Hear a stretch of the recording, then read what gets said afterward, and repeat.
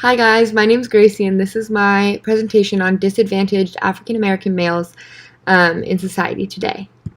So the first thing I want to begin with is the quote from the Chicago Defender that says, "Black youths have a disproportionate arrest rate and harsher prison sentencing compared to whites."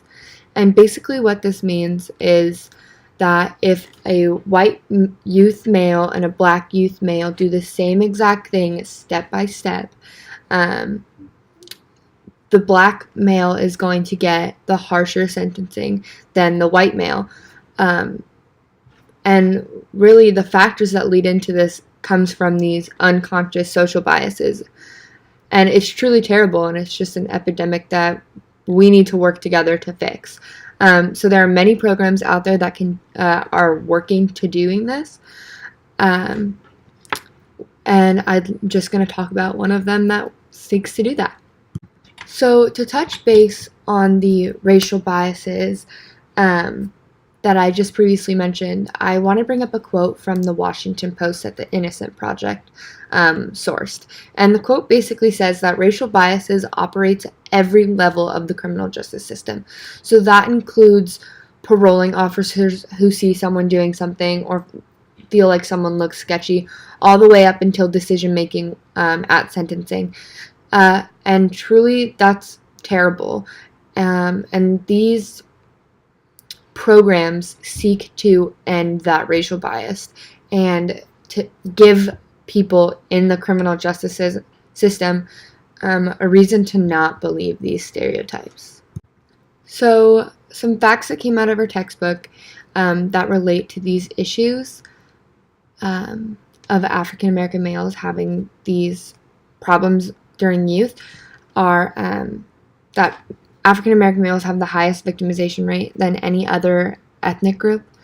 Violent crime is the highest among African American males. It's at a whopping 57% of all violent crime in a year is done by African American males. Kind of the factor that makes this really interesting, kind of the wrong word, but the best word I got, is that African Americans in general are only 13% of our population. So it brings up the question of if these people are getting charged more than a white person, so it makes it the 57% of that violent crime because they're getting arrested and other people aren't. Things that can lead to African American males having higher crime rates than other races is that they have certain risk factors that are kind of against them at this point. You look at cities like Detroit that is, since our country began, had these cities or suburbs of 20 people to an apartment. And this is a risk factor because growing up in poverty, you're exposed to violent crime, and when you have previous exposure to it, especially in youth, it can kind of fester and create more problems among people who are around it. It has nothing to do with the race itself. It has everything to do with what you're around. So the program that I chose to look into is called the Promise Program. And basically what this is they look at these things called protective factors. They don't look at risk factors like poverty and previous exposure to crime. They focus on the positives, not the negatives. So they sit there and they try to strengthen community ties and give these minority youths a sense of purpose. And what this means is, for example, one of the activities they did is they put together lunches and they brought it out to homeless shelters and people along the streets that needed food. And basically all this does is create like a sense of community, like you're helping out, and give you a sense of purpose to help those in your community and make you feel like you're really a part of that. And this hopes to deter crime in the overall plan of this program for these minority youths. A little bit of information on the program. Each year they choose 120 African American youths. They split the 120 in half, and 60 go to Howard University in Washington, D.C., and the other 60 are at Hampton University in Hampton, Virginia. Of those 60, 30 of the males are 12 to 18, and they are in the younger group, and then the other 30 are 18 to 25, and they are in an older group. The younger age could be like any young African American male that has either a low or a high academic achievement rate, just troubled youth in general, or not.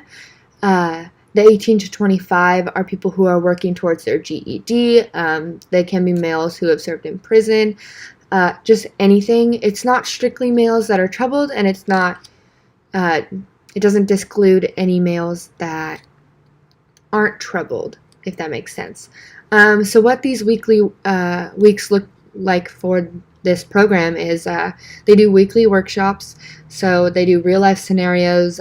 They discuss issues within their daily lives, things like black manhood, their spirituality, fatherhood. A lot of the men from the 18 to 25-year-olds have children themselves. And then a lot of these males also don't have father figures in their lives. So that's where these mentors come in. They act as a person that these young African American males can talk to, and it feel almost lighthearted in a sense, just to give them someone to be there for them. So there isn't really any substantial outcome for this program yet. I fully believe that this program would be amazing if it had been around longer. This program only began in 2015, so there's not a lot of information to go off for success rates. However, at the end of their workshops, at the end of the year, the groups get to do their own project. And this project is whatever they choose that ties African American males to the community. It can be whatever they want. They plan it themselves. The younger group decided to do nonviolence kind of promos, like why to not be violent. And the older group kind of talked about this prejudice against African American males and how they're viewed as scary or intimidating, and why that's wrong. So the fact that after this year-long program, they created these themselves, and they found these resources for that, and truly believe that, gives them that sense of purpose, honestly. So with that in mind, I think it's successful. However, I think this program has a few shortcomings. So when it comes to shortcomings, I don't mean failures. I just mean what it could do better and what I hope to see. So a shortcoming I see with this is that it only selects 120 African American males over a year, and I think that's a very small sample size. I think if this could be brought to other communities, it would just have a great effect and could really flourish. So that is one place where there is a shortcoming for that.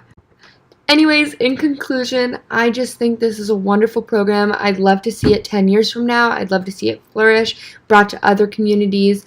And thanks for sticking out. I know this one was kind of long. Yeah, have a nice night, guys.